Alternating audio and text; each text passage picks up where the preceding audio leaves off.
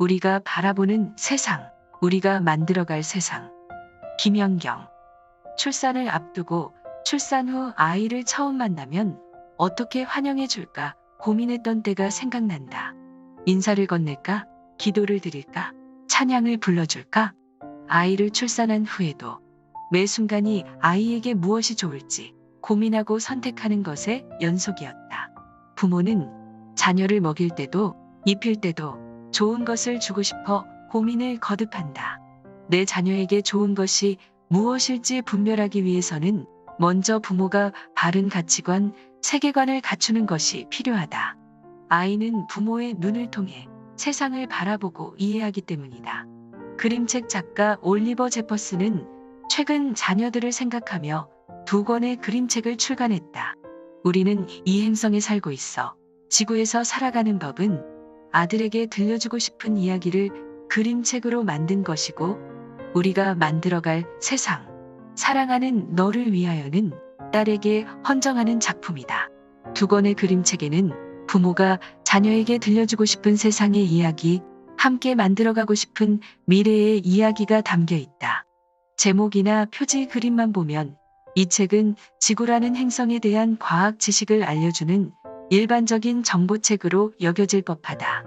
면지를 넘기면 왼쪽 면에 헌사가, 오른쪽 면에 속표지가 나오는데 헌사를 읽으면 작가가 이 책을 만든 목적을 이해할 수 있다. 나의 아들 할런드에게 내가 이 세상에 태어나고 첫 2달 동안 어떻게 하면 너에게 이 모든 것을 알려줄 수 있을까 고민하며 이 책을 썼단다. 내게 꼭 알려주고 싶은 이야기들을 이 책에 담았단다. 그리고 오른쪽 면의 속표지에는 아마도 작가와 그의 갓난아기로 보이는 그림이 그려져 있다. 강보에 쌓여 살짝 웃고 있는 아기를 2 팔로 번쩍 든 아빠의 표정이 사뭇 진지하다. 나도 베네저고리만 입고 있는 아기를 물끄러미 들여다보며 온갖 이야기를 했던 때가 떠오른다. 엄마야, 엄마. 그래, 내가 엄마야. 무슨 생각을 하니? 엄마 이름은 김연경이야. 잘 기억해야 해. 어머, 아기가 웃네. 엄마 보고 웃었어? 엄마 표정이 재밌어? 또 해볼까?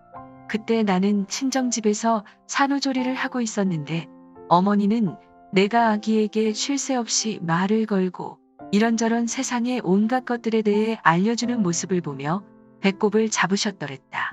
아기가 웃는 모습을 보려고 아버지, 어머니, 나 남편, 산후조리사까지 5명의 어른들이 애를 쓰던 것도 생각이 난다. 이 책의 작가 역시 이런 마음이었을 게다. 아이는 태어난 지 얼마 되지 않아 잘 모를 테니 하나하나 알려줘야지 하는 마음. 중요한 것을 놓치면 안 되는데 무엇부터 알려주어야 할까 하는 마음. 그래서 작가는 태양계에서부터 이야기를 풀어간다. 우리는 우주 가운데 지구라는 행성에서 살고 있다면서 작가가 아이에게 건네는 첫 마디가 인상적이다. 안녕. 우리 행성에 온 것을 환영해. 작가는 아기를 기쁘게 맞이한다. 그리고 우리에게 와주어 고맙다고 인사한다. 작가는 우리가 사는 곳에 대해서는 지구에는 볼 것도 재미있는 일도 멋진 것도 많다 라고 이야기한다. 우주에서부터 시작하여 육지와 바다, 하늘에 대한 이야기를 거쳐 사람에 대해서도 설명한다. 인체의 각 부분 명칭을 알려주고 각 사람이 모두 다르다는 것도 이야기하지만 그래도 다 같은 사람이라는 점을 강조한다. 동물에 대해서도 이야기하는데 우리는 동물에게 친절하게 대해 줘야 한다라는 점을 분명히 알려준다. 작가는 낮과 밤에 대하여 설명한 후에 시간에 대해서도 이야기한다. 시간에 대한 지식보다는 우리가 시간을 어떻게 사용해야 하는지, 시간을 다루는 마음가짐에 대해 알려준다. 그 다음 작가는 지식에 대해 이야기한다. 우리가 쭉 둘러보긴 했지만 모든 것을 다 알아본 것은 아니고 앞으로 알아야 할 것들이 많으며 아이 스스로 많은 것을 배우게 될 것이라고 말한다. 특히 작가는 다른 사람을 위해 잊지 말고 기록을 남겨두라고 조언한다. 작가는 지식을 기록하는 것이 다른 사람을 위해 필요한 것임을 설명한다. 다시 그림의 시점은 점점 줌아웃되어서 이 책이 처음 시작되었을 때처럼 우주 속 지구의 모습을 보여준다. 작가는 아이에게 지구에서 함께 살아가는 사람들과 서로 사이좋게 지내자고, 더 나아가 하나뿐인 지구라는 행성을 소중히 아껴주자고 당부한다. 마지막으로 작가는 또 궁금한 게 생기면 늘 내 곁에 있는 아빠에게 언제든 물어보라고 말한다.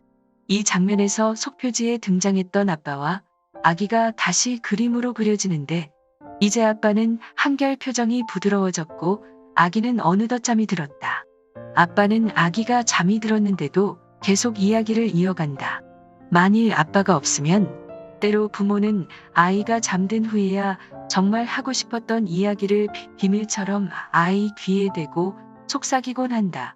작가는 만일 아빠가 옆에 없다면 다른 사람에게 물어보면 된다고 아이를 안심시킨다.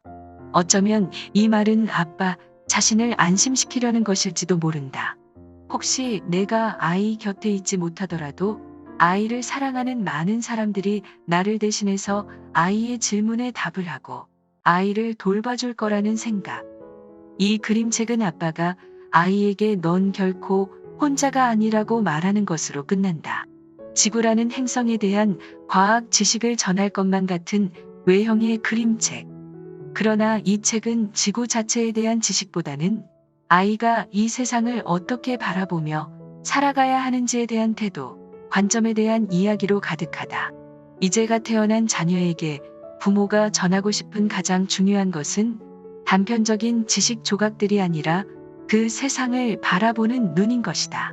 그래서 작가는 지구에서 살아가는 동물이 몇 종이고 각 동물의 크기나 먹이, 습성에 대한 정보를 자세하게 전하는 대신 동물을 바라보는 가치관을 전한다.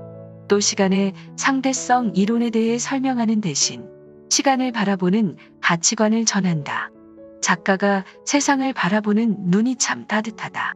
아이를 바라보는 눈, 아이가 태어난 것이 얼마나 잘된 일인지, 세상을 바라보는 눈, 우리는 육지, 바다, 하늘, 우리 몸 등 얼마나 많은 것을 선물 받았는지, 자연을 바라보는 눈, 지구를 소중히 생각하고 동물에게 친절하게 대해 주어야 한다는 것, 그리고 사람을 바라보는 눈, 부모는 항상 자녀 곁에 있으며 많은 이웃이 함께 살아가고 있으니 너는 혼자가 아니라는 것. 작가는 자녀가 이 세상을 따뜻한 눈으로 바라보고 성장하기를 바랐을 것이다. 작가가 의도한 것인지 알 수는 없지만 이 책의 앞부분에는 모두 하나님이 창조하시고 주관하시는 것들에 대한 이야기가 담겨 있다. 우주와 지구, 육지와 바다, 하늘, 사람, 동물, 심지어는 낮과 밤, 시간까지.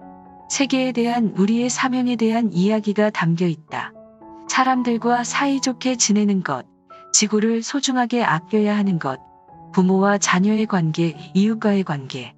기독교인 부모는 이 그림책을 자녀와 함께 읽으면서 자연스럽게 하나님과 우리의 관계에 대해 이야기를 나눌 수 있을 것이다.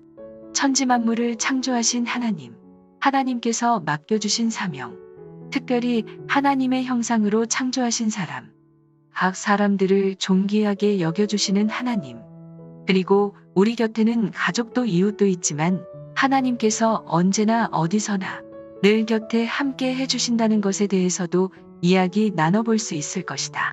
작가가 2020년에 딸을 위해 만든 이 그림책은 우리 무얼 만들까? 너하고 나하고? 라는 글에 딸과 아빠가 손을 나란히 펼쳐 보이는 그림으로 시작된다.